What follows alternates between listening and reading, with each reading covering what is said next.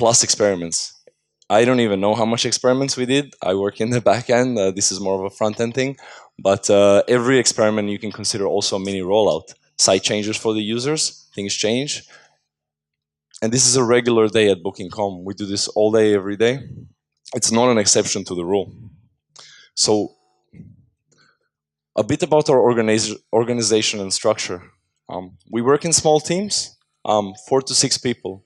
Once a team grows above this, we start looking on how to split it up. So sometimes we make up new names, sometimes we're less imaginative, so we have PPC and PPC2 and PPC3, but sometimes we actually make up nice names. These teams, they actually own the systems they work on. When I mean own the system, I mean a front-end team may own a part of the front-end. So they may own, for example, the search results page, or they may own the filter section of the site. They may own the landing page for a city or the landing page for a hotel. The backend teams may own systems like my team, for example, the event system, if any of you listen to Ivan's, my colleague's talk, or the XML system or any other system. By own, I actually mean that these teams specifically work and come up with ideas and kind of drive the development of their own subsystem. This is enabled by a flat hierarchy. So usually between a team and the chief information officer, there's only one person, their senior team lead. And to actually function in this way, the teams have to be very self-steering. So it's the job of not only the product owner, but it's his official job, but it's the job of the whole team to actually drive the process forward. So all the ideas on how these systems advance, how they have new features, how they'll fit into the landscape of the company a year from now, mostly come internally from the team. The leadership sets guidelines, but we actually drive forward our own systems. And this is a very important thing, like this ownership. It's in a lot of the further slides, and we really put a lot of emphasis on it. And we also teach developers to own things they work on. Bit of a description of our split. I've mentioned front end and back end a couple of times, and usually when people say front end, you think of like HTML, CSS, and JavaScript, right? Our front end teams are actually a bit different. They also contain Perl developers, and basically, if I had to define it, it's if you interact with anything on our main site. So if you go to www.booking.com, anything you touch, that's owned by a front end team. Anything you don't see, it's owned by a back end team. So all the core infra, everything are owned by back end teams. But also our extranet and our internal tools are also owned by the backend teams. Our workflow, it's Scrum-like. We started with Scrum. Scrum didn't work for us, so we named ours Beyond Scrum. It's basically Scrum without the sprints. We found that having a sprints was too constrictive to our workflow. When we developed the feature, we wanted it out immediately. Sometimes we even wanted it out yesterday. So having a 2-week sprint and waiting a week to push something to production that's ready now didn't fit into our workflow. We're very results oriented. So yeah, we do stand-ups. I think most of you in the room would know what a stand-up is. A daily meeting where we just discuss what happened yesterday and what we're going to do today. And we have a general meeting called a Scrum of Scrums. In this Scrum of Scrums, is the team leads and the Scrum Masters meet twice a week to discuss changes in their systems between each other. So, for example, things that get discussed here most often are changes that impact other teams. So API changes, major database changes, system work that might affect multiple teams.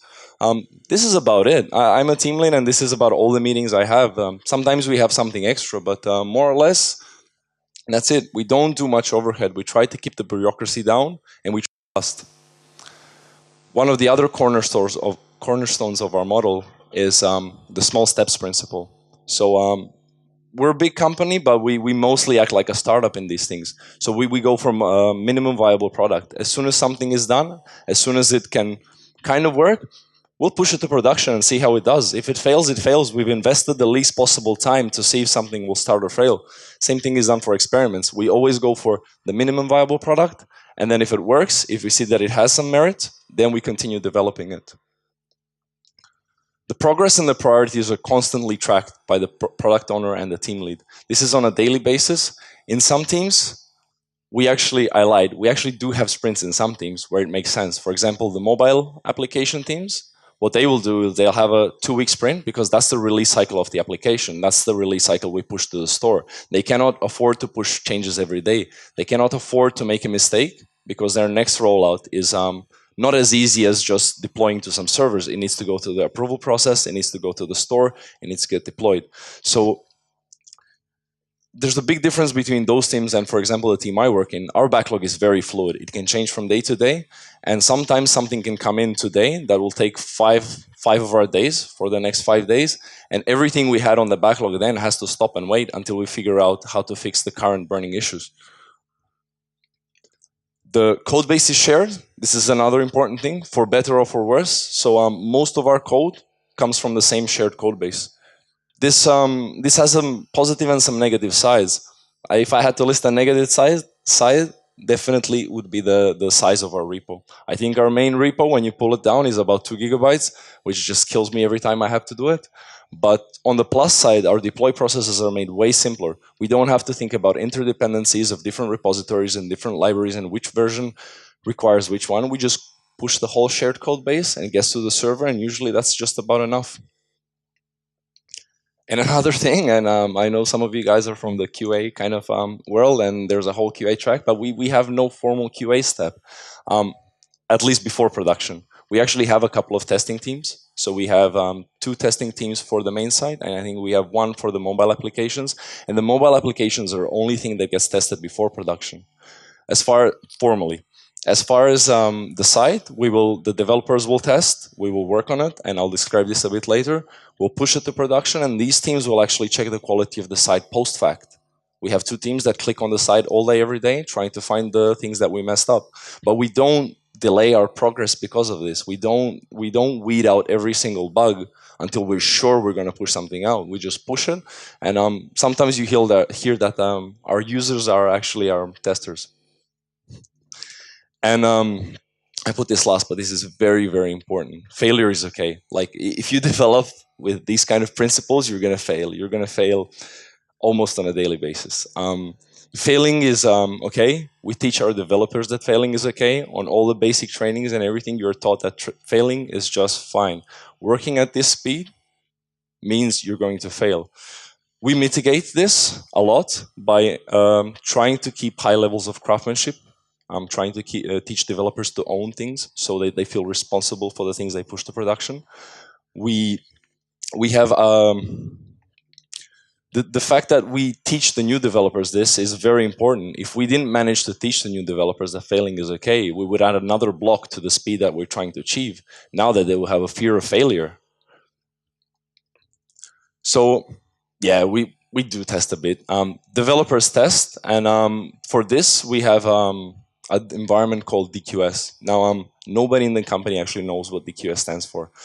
There's about 3 people who think they do, but they can't seem to agree on a meaning. So my favorite one that I've heard is the developer quarantine system, and that just about describes it. It's a system designed to contain us. It's comprised of virtual machines, which are mirroring production environments. Also, it's comprised of mirrored external resources like databases, Redis instances, Memcache instances, and things like that. They're managed by a self-build tool. So to describe this, every developer can go to the self-build tool, find a list of all our production systems, and hit build. And about half an hour later, usually, they'll get an email saying that your system is ready. It's at this address. These are your login details. Usually it's with a key. And this is how you access the system. Having this kind of environment set up for them makes developers very productive. You no longer need to care. You have an instant production-like environment with, for example, the databases are cloned nightly. So in the morning, you have yesterday's production databases in our test environment. And this allows people to work recklessly. So you have your own machine, your root on your own machine. It acts just like our main site, and you're free to do whatever you want. You can kill it. You can do anything. You do share a physical host, but our KVM teams actually make sure that we can't bring down the whole infrastructure by ourselves. You can only bring down your own instance. And even if you manage to bring down some of the shared resources, for example, let's say you drop our hotels table, right, in DQS, there's simple tooling that just allows you to say, like, with one command, let's reclone this specific table from this production database, or let's reclone this whole production database in a safe way. So that's important. We don't want a couple of hundred developers trying to figure out how they're going to clone a production database to testing. So aside from this tooling, there's also the simple tasks. So every role has different log files. Every role has different services. So we have kind of a unified tooling that allows you to, on this virtual machine, just show me the logs, or just like restart the relevant services, or update the code base wherever it lays on this machine, or update the system itself. Yeah, again, no QA to get in the way. Where the developers are held responsible for their code. So you test on DQS, your team, your product owner, the stakeholders, the people who ask for the feature. Different teams work in different kind of ways, but the testing is done individually, and then it's straight to production. The next stop, we don't wait, we push. So the next part will describe how we actually do that. So our deployments, I think this is one of the crucial features. We want to get new code to the servers reliably and quickly. So sometimes we actually want to get the server off the code off the server, and we want to do that even faster because something's going on. So we've built an open source tool. It's called Git Deploy. You can check it out on GitHub. And basically, it's a tool that rolls out production systems from a Git repository while storing the actual metadata about the rollouts and whatever's been rolled out before and how to get back to certain states within the Git repository. It's built with hooks, so it's extensible. You can integrate it with scripts with any kind of systems you have. And we've actually done that. We've integrated with our systems, with our load balancers, with our server management software, with our communication channels, with our mailing list, with our Jabber. So basically, we aim for the process to be very simple. One of the traditions that we have with the new hires in the company is that we try to get them to roll out during this first or second day.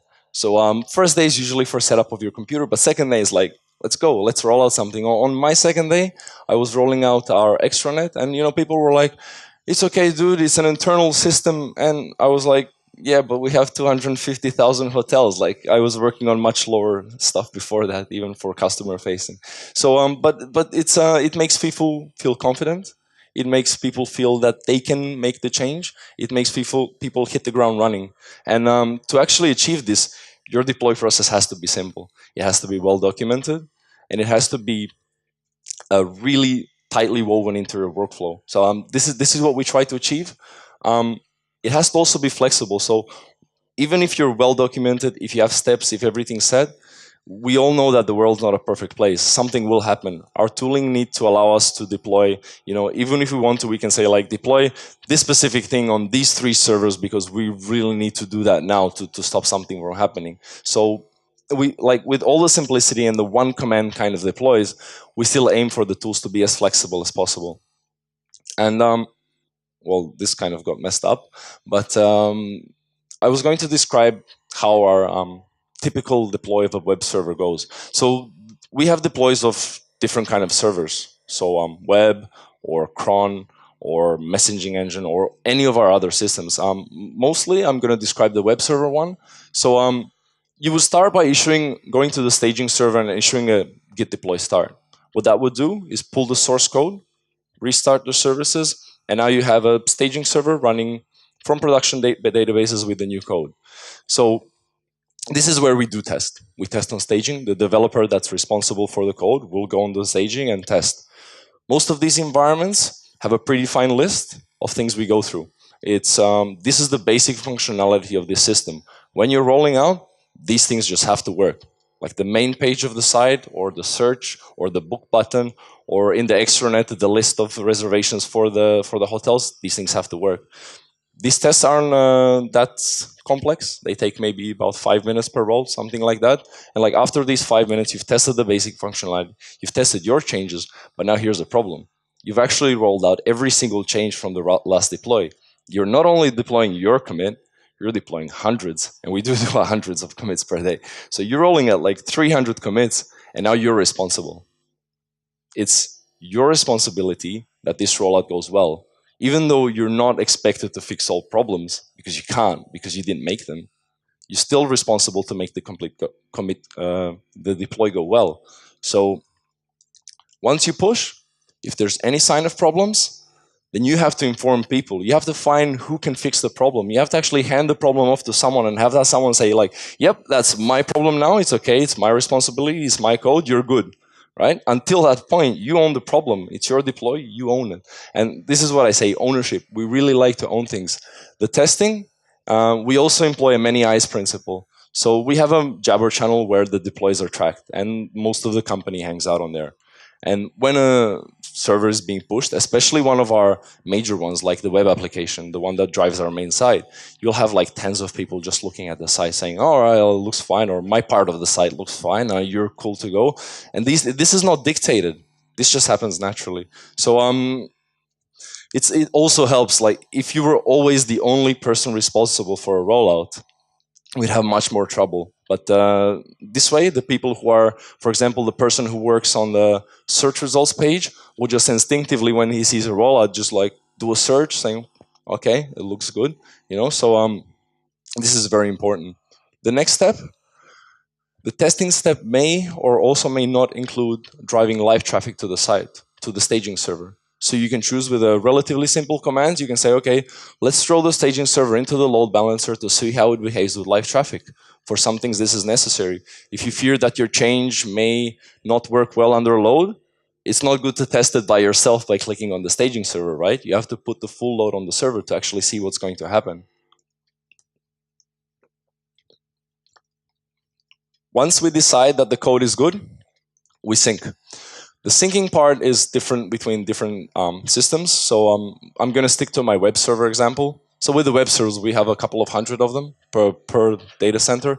So what we do then is we try to push the code out to them as fast as possible. If we can push to all servers simultaneously, we'll push it. So now the code is on the servers, but we're still running the old version. So at this point, since it's a web server, we can't just like restart them all at the same time. So we pull chunks out, we pull 10 servers out of the load balancer, we wait for the requests to finish, we restart their services, we put them back, and then we put another 10. This way we gradually roll out the system, but our deploys are always full. We rarely, if ever, push code for 5% of the users. These things are done by the experiments, and in a way we do that. But as far as code is concerned, we never run this code for 5% of users for a month to see what's going on. We just push it, and if it needs to be controlled like that, we control it through an experiment. Once the new code is live, there's a small period of time where you're expected to keep monitoring. So you look at our tools and you look at everything, because some things may not be apparent on the first minute. Some things may be apparent after 5 or 10. So there's usually a 5 to 10 minute period where you're still expected to keep track and react if something happens. The rollback process is basically analog to this, just that the start procedure actually doesn't push the new code. It reverts to a last known good tag. The testing step usually doesn't exist if we roll back, because usually we're in a state of panic because we're losing a lot of money. So if we roll back, it's basically, this last version worked. Let's try to do it as fast as possible. Ownership of deploy. I talked about this a lot, and I mistyped the slide. Hotfix. Rolling out everyone's commits is not always a good idea. We have a procedure called a hotfix that will allow you to push 1 or 2 commits. Why?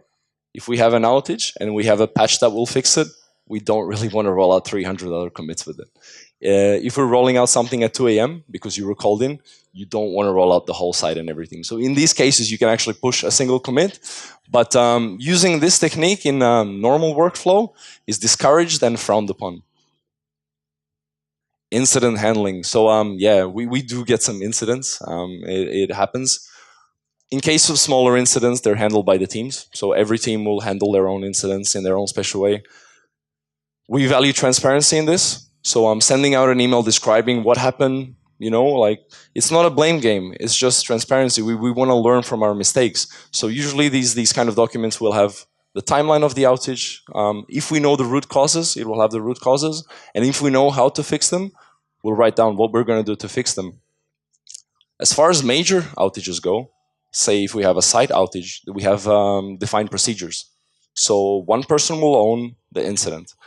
Usually it's one of our senior team leads or a person connected to the system that's failing. So this person will start owning the incident. Owning the incident means that you're responsible for getting the right people to work there. You're responsible for setting up a conference call so everyone can join, and you're responsible in informing the rest of the business what's going on. So if our site is down for 20 minutes or 30 minutes, you definitely need to inform business that this is happening. So this is an important thing. So you don't want the developers that are actually scrambling to fix the code to have to communicate. And you don't want them poked by people going, hey, have you fixed it yet? So you want like the one person who's keeping on top of this segment, and you want the rest to actually work and fix the problem. As far as fixing the problem goes, we have a kind of approach where we just throw all possible developers at the problem, especially in major site outages. We'll throw all developers, and then within some short period of time, this will start narrowing down to the people who can actually help the most. So usually it will start with like 30 people trying to solve the problem, and within 10 minutes it will be 5, and then it will be 2, and these 2 will take care of it. Communication, communication, communication. That's the main part. Jabber channels, mailing lists. We use them all. When you're rolling out, it's considered nice etiquette to show up in the channel and say you're going to roll out. So saying like, guys, I want to roll out this, and then you just wait a bit and not roll out immediately because people can't keep track of the communication all the time. Maybe someone will say, don't roll out. We've just like killed all this stuff that you'll need in your rollout. So it's all about communication. I do a lot of onboarding with new hires, and this is a thing that I try to also instill. Like, if you're rolling out, you need to be present. You need to watch, and you need to even like read up a couple of 100 lines to see that something didn't happen half an hour ago, because these things can eventually cost a lot of money. Yeah, to do development the way we do, we have to have really strong monitoring. To push code live just like that to millions of users, we can't do it blind. We have to have really good instrumentation. We want to monitor everything. I don't know if Ivan mentioned, it was in Russian and I didn't have the translation, but if he mentioned the volume of data we actually collect, but we're just crazy. We'll just collect everything that we can and actually we'll use it. It's a double-edged sword. When you collect so much, you actually you have so much metrics that often you don't know which ones are relevant. You have to really take care that you have some kind of central health barometer, which kind of tells you that if the site's going fine or not. And then you have to have like deeper and deeper and deeper and deeper insights into all your metrics on all your data, all the way down to a specific network interface on a specific server. So we work hard to kind of bring out the relevant metrics. We work hard to make them accessible to the teams. And for this, mostly we use our event logging system. And basically, it's an information aggregator. So whenever our code wishes to convey some information, it will send out an event, and we'll collect all these events, and we'll store them. And after storing them, we'll start processing them and feeding them into other systems. So each of these events, just to clarify a bit, contains an information about an event that happened in our system. So, for example, a web request or a cron script execution or a fax that we send, or as Ivan said, even when a customer care agent picks up the phone, we actually record that they picked up the phone so we can track customer care performance. We can see how long the phone calls took and things like that. So we monitor everything. Information. Events are freeform. And by this, I mean they're structured, right? They're hashes. They're hashes that can contain simple values or arrays or other hashes. So as far as that structure, that's fixed. But what you put in the event, as long as it fits into the event, like you're fine. Actually, part of my job is going and talking to developers who go a bit overboard with this. So like, are you sure you want to put all this stuff in the event? But usually there's no limitation. Some of our libraries will put in some basic things into the event. For example, the server that this event got created on, the second that this happened in. But the rest is really freeform. And you can put whatever you want in there. And teams use this a lot. It's a very short pipeline from your code as a front-end developer to a graph. So I'll put these 3 things in the event when the request starts, and here we'll graph them. And basically it's like 2 pieces of code. There's no structure to like, okay, now we'll have to modify this structure here, so then we'll have to modify it on the receiving side as well. Now we have to roll this out first, and we'll roll this out. It's basically, I don't even know when people put things in events. They just put it in there. Sometimes they ask for advice. That's nice, but usually they just put it in there. We pump these events into multiple destinations after processing. So after storing them centrally, different consumers will consume the data feed, and they will send it to different systems. Some of the main ones we definitely use is Graphite. Graphite is becoming our and there's a bit after this slide about that. It's becoming one of our go-to systems for monitoring. MySQL, this is the one that we use traditionally. So if you use something for 8 years, a lot of your business and a lot of your tooling still depends on it. That's what we have with MySQL. Graphite has definitely some things that it cannot do that MySQL can do. MySQL is a lot better for reporting, which Graphite is really awkward because it stores time series data in round-robin databases. So if we want to do some reporting, usually it's MySQL. MySQL will let us store a lot more data, and it will allow us to store it in a more queryable way than Graphite. Elasticsearch, we pump our events into Elasticsearch. This allows us really fast and flexible searching over the data. For example, if you want to analyze all your headers during some kind of security issue, it's really easy to just go through Elasticsearch and give it some queries and get the results that you want. We also have Hadoop and Hive. I think our capacity in Hadoop is about 3 petabytes these days. Out of this, I think 60 or 70% is events. Like out of the consumed capacity, we actually take about 60 to 70% for the events. And this allows us really powerful queries over, for example, the last month or the last week or the last 2 weeks. I can say, like, show me all the people who visited this specific office page in the last 6 months. None? Okay, we'll nuke it. So a bit about how we use Graphite. We have a cluster with nodes numbering in the hundreds. It's approaching 200 now. Tens of millions of metrics per minute. We really we've pushed Graphite to the limit. We've had to actually develop some of our own tools. The relay that comes built with Graphite was too slow for us. So it was written in Python. It was we rewrote a C version of the relay. And for example, just to paint a picture, my team for one of the systems that we run went down from a 6 relay setup down to a 2 relay setup, where one of the nodes in the 2 is actually inactive and one of them is an inactive standby. So we went from 6 to 1. So also the Carbon zipper, it's basically a transparent proxy that merges different Graphite backends, storage backends, Carbon. So basically what we can do now is we can say, like, take all these metrics that are cold, that aren't accessed a lot, let's put them on spinning disks versus the SSD that we use in the main clusters. And then when you actually access the metrics through front end or tooling, they all appear to be coming from the same cluster. So we really like Graphite. It's versatile, it's simple, it's fast, it lets us do lots of things, but definitely not a silver bullet. It does time series data in a round-robin database. That's what it does. That's what it's good at. It's really good at this. But as soon as you want to do something more, for example, if you want to track a metrics with really with lots of different paths, for every single metric you store, it will claim the disk space immediately, because that's the way it works. It's a fixed space kind of requirement. So if you want to store something per user ID and you have millions of users and every one of your metric takes 3 megs, it's like, bam. Like, even if this user is going to hit the site once and your retention is a year, you're going to have to, like, reserve the whole retention for that whole year for that user. So in these cases, as I mentioned before, we revert back to MySQL, we use Elasticsearch, we use Hadoop, we use different tools. Our Graphite setup, we just choose through SSDs. We have, I think the SSDs in our data centers have a life of about 14 months on average, and these days we drop like a disk or 2 per week. It's a thing that you have to then consider as far as your cluster goes, that you can easily recover from this, that you can easily, like, kind of rebalance the data and things like that, because when you have a disk dying every week, if this requires significant operational expenditure from your teams, it's not good, it's not sustainable. Our application level metrics plus full server health monitoring actually contribute to us killing SSDs. Our goals in monitoring, and I'm going to go a bit faster now, are definitely visibility and accessibility. So in the heat of the moment, when you actually need the metrics, when you want them the most, you don't want to fumble around to find where they are. Like, where's my metric to solve this outage? You want to have them immediately visible and accessible.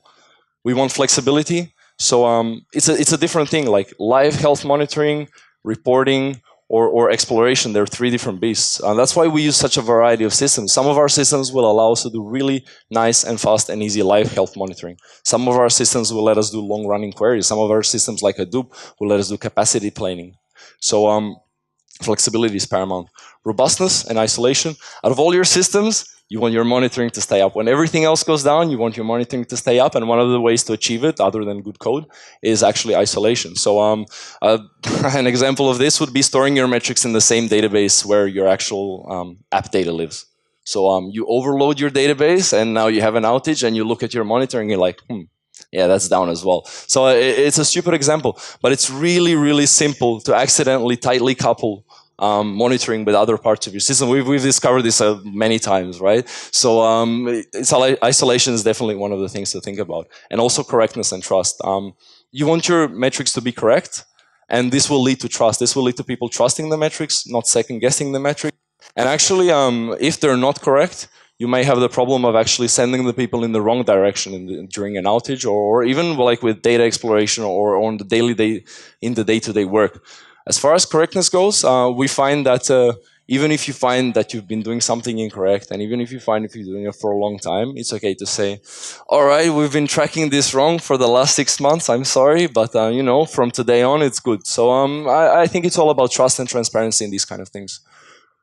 There's some monitoring tools we use. And I'm just going to run through them. So we have our live application monitoring. We call it Landweg, and that's Dutch for G. And our graphite dashboards. And these things are used by everyone. These things are on monitors around the office, and this is a central point of reference. So even though teams may have little special subsystems where they monitor their little systems, these are the kind of main, like how much requests per second are we getting, how much bookings per second are we getting, that's the important one, how much errors per second are we making, and things like that. Server health monitoring. We use the Diamond, the Diamond service, which pumps server health metrics into Graphite. It does this at, I think, at most at 10-second intervals, and it will really it will track every single aspect, like down to a specific core of a server. Error warning aggregation. So we aggregate all the errors and warnings with full stack traces and everything into a tool where you can see, like from our couple of hundred of servers, you can see all the errors that are happening with full stack traces and everything. And we also have real-time business reporting, which the business folk love. They get like by the hour data on how the business is doing. And that's one of the things that they really like. These systems are constantly improving, and I know at least 2 of them that are currently enjoying like rebuilds and redesigns. The experiment tool. It's a backbone for our front-end teams. Since this is a back-end track, I didn't go too much into it, but it works with real-time experiment data. It's hooked onto our event system, and it has complex analytics and breakdowns of the experiment data. And this is the thing that it's quite interesting. It's a shadow app. It's a system that we call a canary in a coal mine. It's a server that runs live trunk code, so fresh code, and that would replay live requests from users against. We do this in a kind of isolated and limited fashion. So the shadow app server will never be able to actually write to a production database, but this allows us to actually smoke out subtle bugs and issues. It's like, if you think about it, it's developers thinking and finding edge cases versus actual users who will actually just like do edge cases naturally. And the challenges that we see in the future, keeping it flat. So we grow. When I came to the company, it was 200 people in development. I think it's now we're more than double. We have to keep it flat. We have to avoid these kind of bureaucratic pyramids and kind of schemes. And currently we're successful, but it takes a lot of work and evolution. Deployment complexity.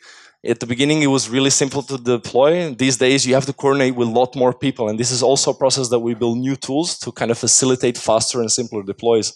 Deployment speed, server size also goes up. Server number also goes up with the company number. So before you had 100 servers, now you have 500. So rolling out to 500 is a bit slower. So we're constantly trying to find ways around this kind of physical limitation.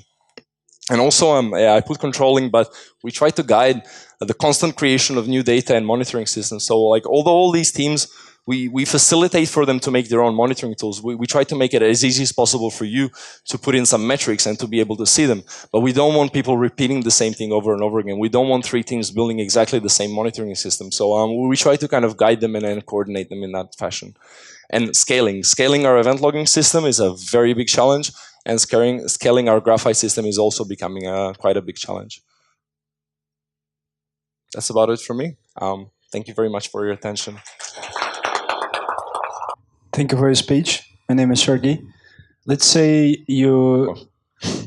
Sorry. It's okay. Yeah, my English sounds are like... No, it's perfect.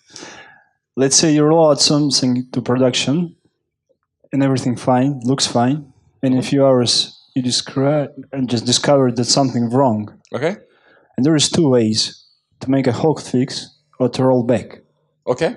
So, if there are any metrics, how to make this decision? Actually, without any metrics, this is a thing we do. So usually, if in doubt, roll back. If you're completely sure what the problem is, and this happens, you roll out and you're like, oh fuck, this is the thing that I messed up, right? So if you're completely sure and you have this freedom, you can write a patch and you can hotfix it and you fix the problem, is good. If at all in doubt, just like roll back. It doesn't matter, right? You'll roll back, it'll take 10 minutes or so to roll back, and then you can like at your own time and leisure actually fix the problem, right? Okay, good. Thank you. Hello, thanks a lot for your speech. I can't see. My name is Peter. I'm from St. Petersburg, but my motherland is Siberia. So my question is, have you looked in the side of such tool as Ruby Chef, and something like that? So I think that Git deploy you talked about does pretty much the same. Okay. No, when I came to the company, we were already using Git deploy, and it was a tool that was built internally. We've open sourced it. I have heard of Chef, but I'm not exactly sure how it compares. But since we've built Git deploy, we have the people that built it working in the company still. About 3 or 4 of them that built it are still working in the company. This gives us a lot of flexibility within that tool. They know it inside and out. As soon as we need something, it gets done. But we also try to keep it very generic. Since we have it on GitHub, it has no booking specific code or logic inside. Hello. Hi. Firstly, thank you very much for great performance. And I wanted to ask one question. The title of the performance was fast development, okay. But you put emphasis on the deployment process. Yes. So my question is about development.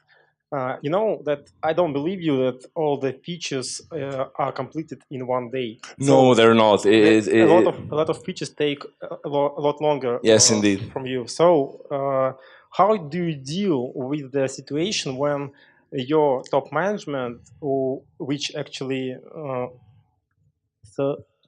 track your priorities, that change the priorities, and you need to postpone some issues. So how do you deal with this? Yeah, well, actually, I'm the management for my team. So since I'm the product owner, I'm the person you just described. So I'm the person who says like, okay, this is now more important than all this thing that I said was important last week, which is, yeah, not very cool sometimes, but it's me that does this. Our top management, they just give guidelines. Like once a year, they say like, this year our goals are like this, and this, go. Right? They don't tell us exactly what to do, and I haven't experienced this in 2 years. I think some other teams maybe yes. I'm not sure. I can't know every single team, but I haven't experienced any top-down kind of instructions in the 2 years that I've worked at Booking.